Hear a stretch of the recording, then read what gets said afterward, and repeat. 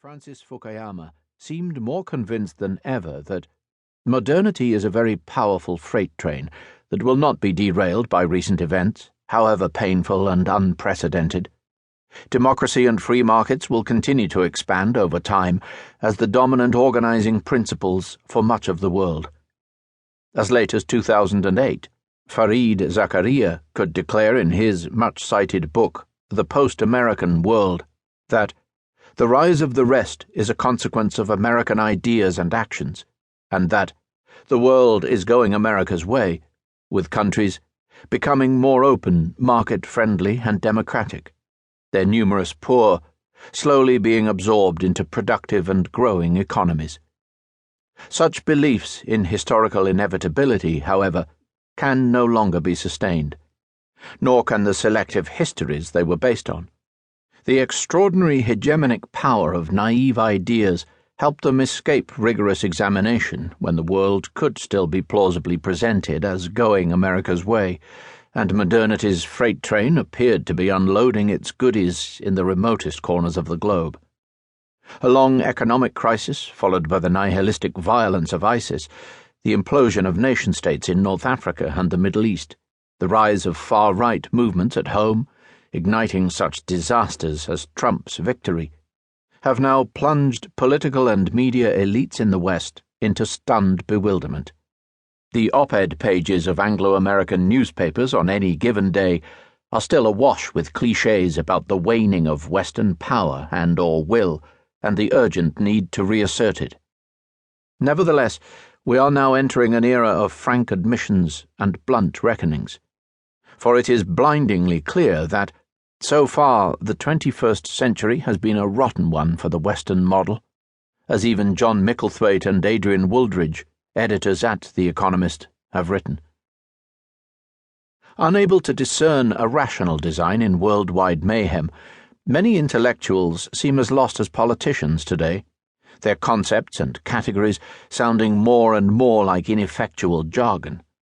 Whatever our politics, Michael Ignatieff, a self-described liberal internationalist, confesses in a recent article on the Marxist thinker Perry Anderson, we all stand in need of a historical vision that believes there is a deep logic to the unfolding of time. For the bearers of Enlightenment humanism and rationalism, liberal or Marxist, can't explain the world we're living in. As Ignatieff coyly admits, the liberal internationalist cult of progress plainly mimicked the Marxist dream of universal revolution. The origins of both Comintern and its liberal intern lay in the original 18th century fantasy of a rationally organized and logically ordered world, the expectation that reason would replace tradition and drift as the determining element in history. Very little in Europe's own intellectual and political history actually supported the assumption that the Atlantic West's liberal institutions would spread eastwards. It was, in fact, vigorously contested throughout the 19th century by writers of many different ideological commitments. For example, Walter Bagehot, editor of The Economist, as well as the Russian thinker Alexander Herzen. Liberal democracy could not even be lodged securely in the continent's own soil. Not even the West was Western for a long time. War, conspiracy, mob violence, repression and authoritarian rule defined the first 6 decades in Europe after the Declaration of the Rights of Man, 1789. Writing after the failure of the 1848 revolutions, Herzen was convinced that Western European dominance, arrived at after much fratricidal violence and underpinned by much intellectual deception and self-deception, did not amount to progress. He warned his compatriots that our classic ignorance of the Western European will be productive of a great deal of harm. Racial hatred and bloody collisions will develop from it.